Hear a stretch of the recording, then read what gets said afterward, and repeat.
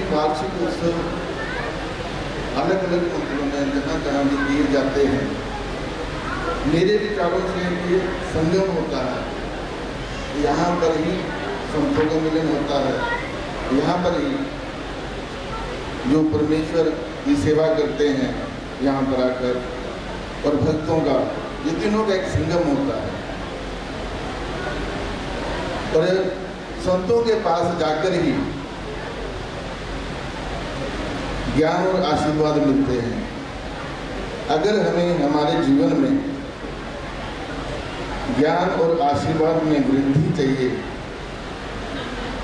तो स्वाभाविक है हमें ऐसे धार्मिक उत्सव में जाना पड़ेगा। अक्सर जीव समय का एक बहाना लगाकर इन धार्मिक उत्सवों से परे चले जाते हैं। इन जो 3 संगम हैं वो इन 3 संगमों से वंचित रह जाते हैं। अगर ज्ञान और भक्ति और संतों के आशीर्वाद हों तो ही एक दिन धर्म में आगे बढ़ सकता है। इन तीनों चीजों के कारण ही परमेश्वर प्राप्ति हो सकती है। संत एक सुचारू रूप से जीव को ज्ञान देते हैं।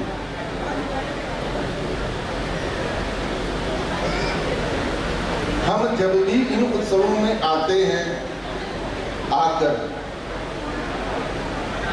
जैसे आज नाश्ता हुआ, दोपहर का खाना हुआ, मिले और चल पड़े।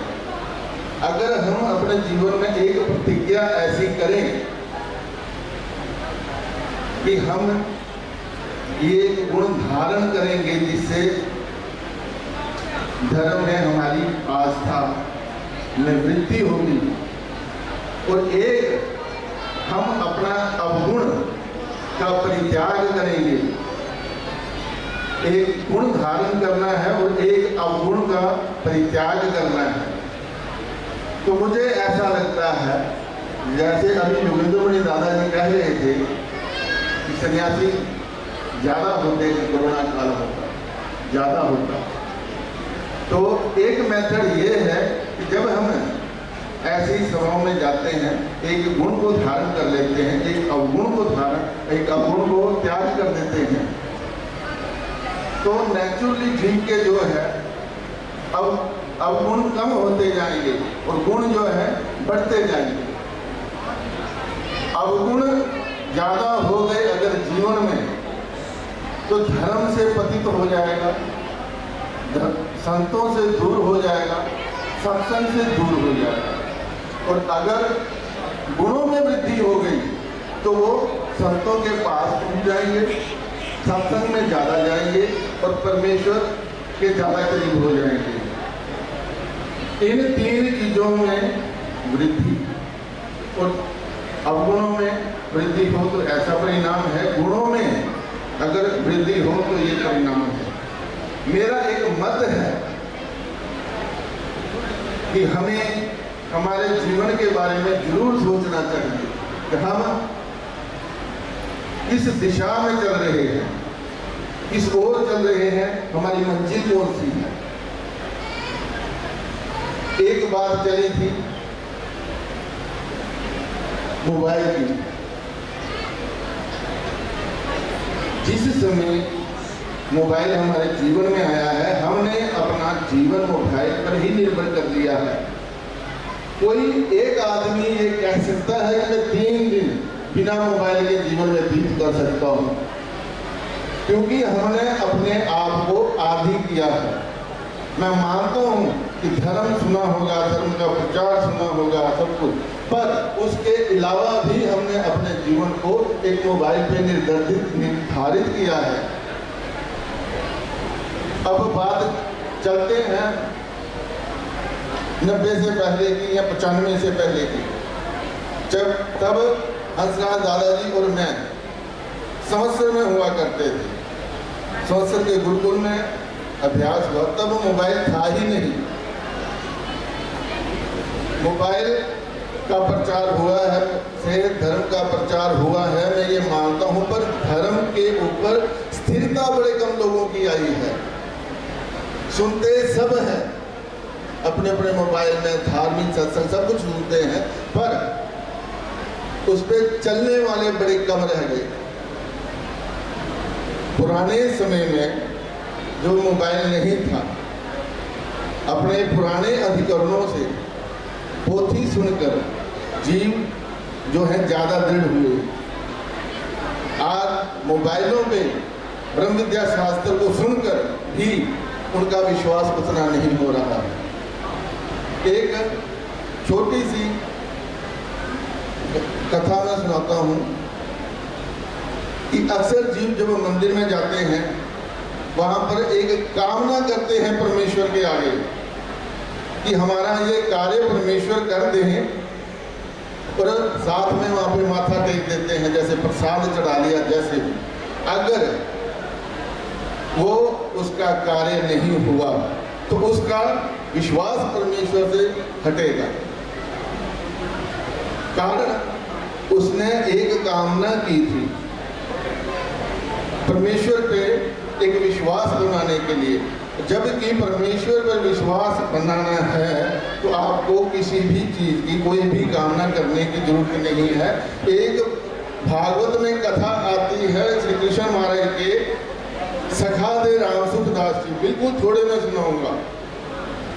जब वो गैया चुराने जाते थे, गैया चराने के लिए जाते थे, तब सब अपने अपने घर से खाना लेके जाया करते थे। तो हर कोई अपने अपने घर से खाना लेते। एक उनके सखा थे राम सुखदास जी, एक बार वो खाना लाना भूल गए थे, लेकिन ये कहते हमारे घर में कुछ बना नहीं है। श्री कृष्ण महाराज जी कहते हैं आप घर में जाकर देखो, वहां पे जो कुछ भी बना है आप ले आओ। वो कहते हैं कि मेरी माता जो है 24 घंटे में एक बार खाना बनाती है।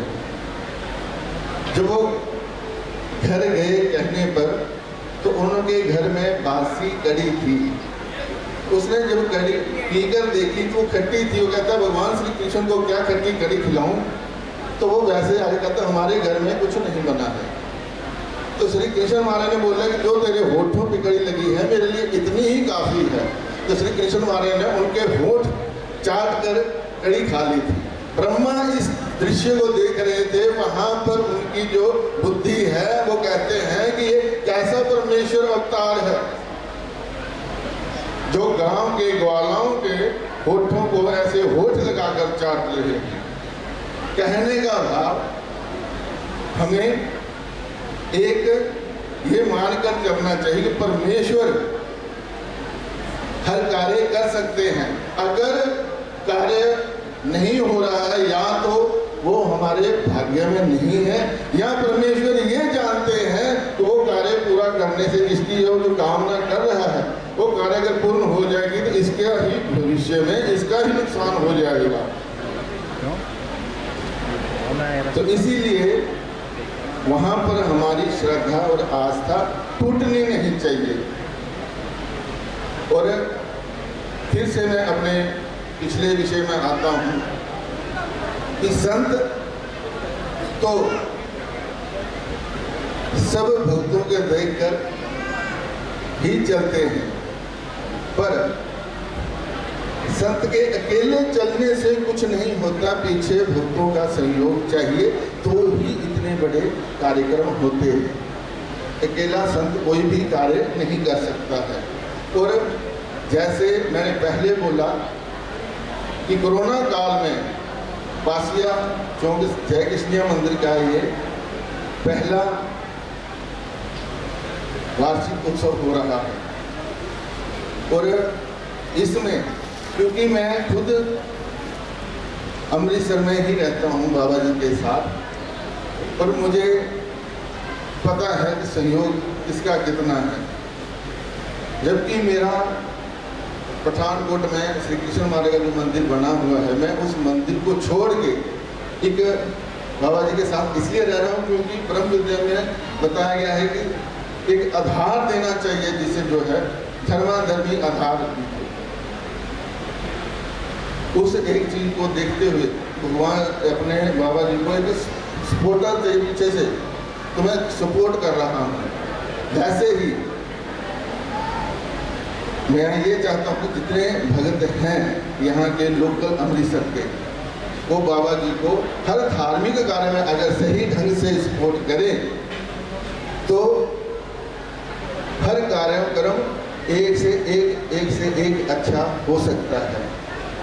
तो इसी तरह से वैसे मेरे 10 मिनट पूरे हो गए हैं, तो मैं आज के इस वार्षिक उत्सव की जितने मंच पर विराजमान हमारे गुरुवर संत महंत हैं और तपस्विनी भाइयाँ हैं और अमृतसर मंदिर के संचालक बाबा जी, इस उत्सव की उन सबको बहुत बहुत बधाई देता हूँ। और ऐसे उत्सव मेरी कामना है हर वर्ष होते रहे। श्री गोपाल कृष्ण महाराज की